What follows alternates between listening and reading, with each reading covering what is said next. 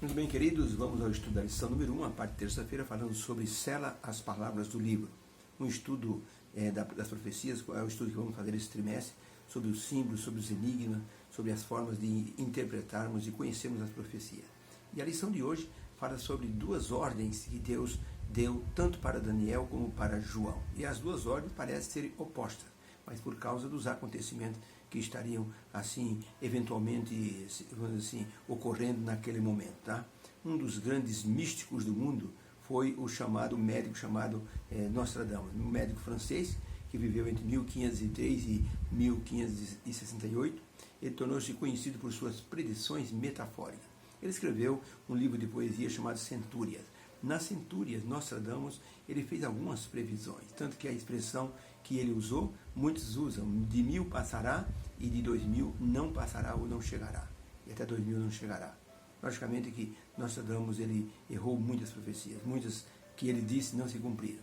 E o foco das profecias de Nostradamus não era um foco assim voltado para a salvação, era um foco de alarme, de apenas dizer para as pessoas o que poderia estar acontecendo no tempo futuro. Por isso, a palavra de Deus é muito mais confiável do que qualquer tipo de profecia. Hoje nós temos muitas igrejas evangélicas, sem querer assim denegrir nenhuma, mas é um costume comum, né, as pessoas dizerem: eu profetizo sobre a tua vida, eu profetizo que isso vai acontecer, eu profetizo.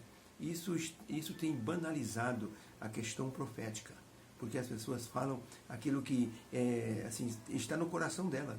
A expressão eu profetizo é o mesmo que dizer eu desejo que a sua vida tenha prosperidade. Então é a mesma expressão. Eu profetizo não é uma expressão que a pessoa pode dizer apenas dos lábios para fora. Tem que ter uma inspiração, uma fonte, uma revelação, para que a pessoa possa dizer eu profetizo. E outra coisa, quando a pessoa diz eu profetizo, tem que acompanhar para ver se realmente aquilo vai acontecer. Então apenas uma expressão de motivação não quer dizer que a pessoa seja um profeta. Por isso é importante nós estudarmos as profecias bíblicas, porque elas têm fundamento inspirado em Deus, o Espírito Santo. Diz o apóstolo Pedro, nenhuma profecia foi dada por vontade humana, mas os homens inspirados por Deus escreveram aquilo para nossa edificação. Por isso, nós não podemos deixar cair no vácuo ou na mesmice a questão profética. Deus tem, assim, suas maneiras de assim, nos mostrar o que irá acontecer no futuro. O que já aconteceu, nós testificamos pela história que realmente Deus tinha razão. As coisas iriam acontecer da forma que aconteceram. E do jeito que está, assim, a questão de eu profetizo, daqui a pouco vai aparecer na internet, no jornal, mesmo na televisão, pessoas oferecendo serviço de profetizar. Ofereço o meu serviço de profeta, leio a Bíblia para você, digo a vontade de Deus, a revelação de Deus para você, cobro barato, assim, abaixo da tabela. Vai acontecer isso. Vão banalizar a questão da profecia, ou de ser profeta. Deus é que escolhe os profetas. Não é a pessoa dizer assim, porque ele é consagrado, ele lê a Bíblia, ele tem um conhecimento maior, ele diz para outra pessoa: Deus me mandou dizer isso para você, eu profetizo em cima da sua vida. Não é assim. O que nós vamos estudar esse trimestre é algo muito mais profundo do que uma simples expressão eu profetizo. E aqui vamos falar sobre Daniel, que recebeu uma ordem, e o profeta João, que recebeu uma outra ordem. A pergunta número 3 diz assim: qual foi a ordem dada ao profeta Daniel e qual foi a ordem dada ao profeta João? Como essas duas profecias, ou essas duas ordens, elas mostram que elas estão em conexão. Vamos ver então, Daniel 12, verso 4, diz assim: e tu, Daniel, encerra as palavras deste livro até o fim do tempo. Muitos correrão de uma parte para outra, e o conhecimento ou a ciência se multiplicará.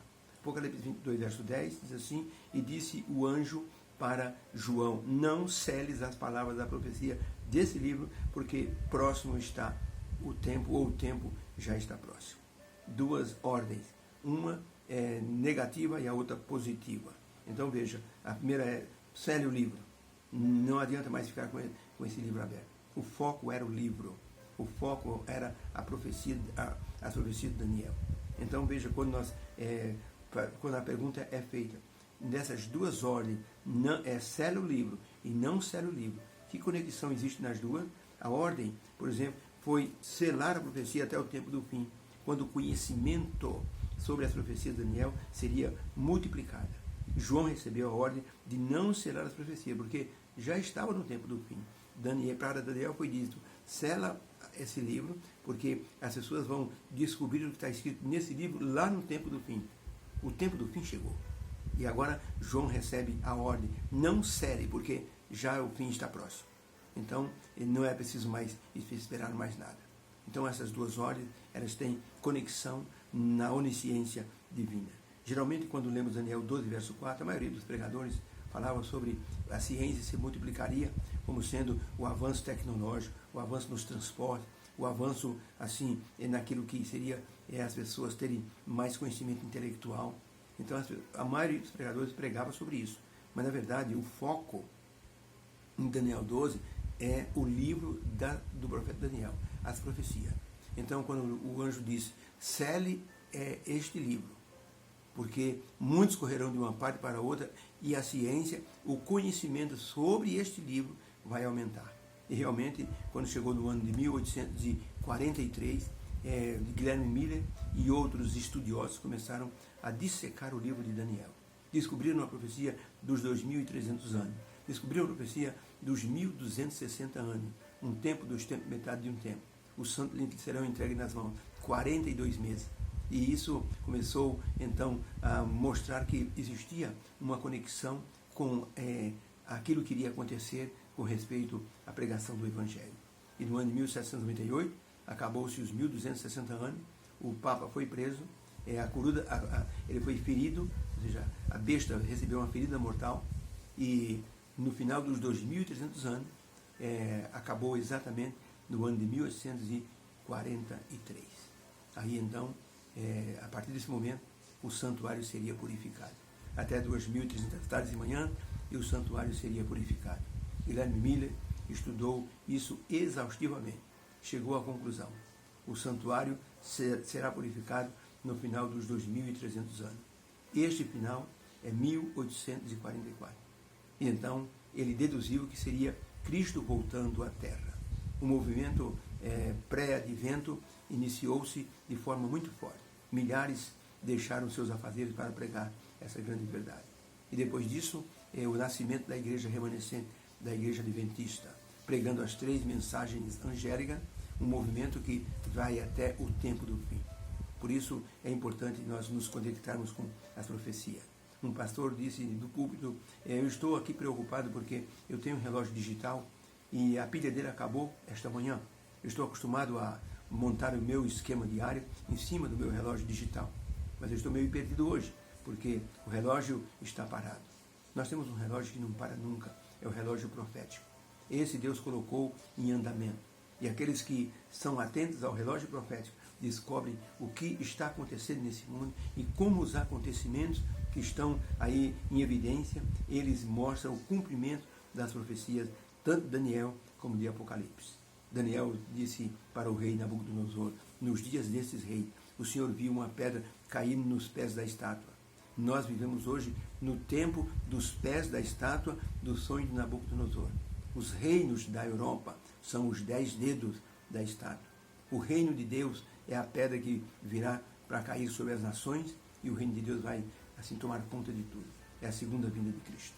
Então tudo isso nós devemos ficar muito atentos. Por isso a palavra para Daniel foi sela o livro até o tempo do fim. E para o profeta João foi não precisa selar o livro, porque o tempo do fim já chegou. Deus nos abençoe. Possamos viver assim em unidade com Deus, em conexão com o Senhor nosso Deus. Ele tem muito a nos ensinar através da palavra profética. Fundamentar nossa crença na palavra de Deus e na profecia, e isso vai ajudar muito, para ajudarmos outras pessoas a também se prepararem. Muitos não sabem nem o que está acontecendo nesse mundo, mas a pessoa que estuda sabe e pode alertar aqueles que estão desavisados. Deus nos abençoe.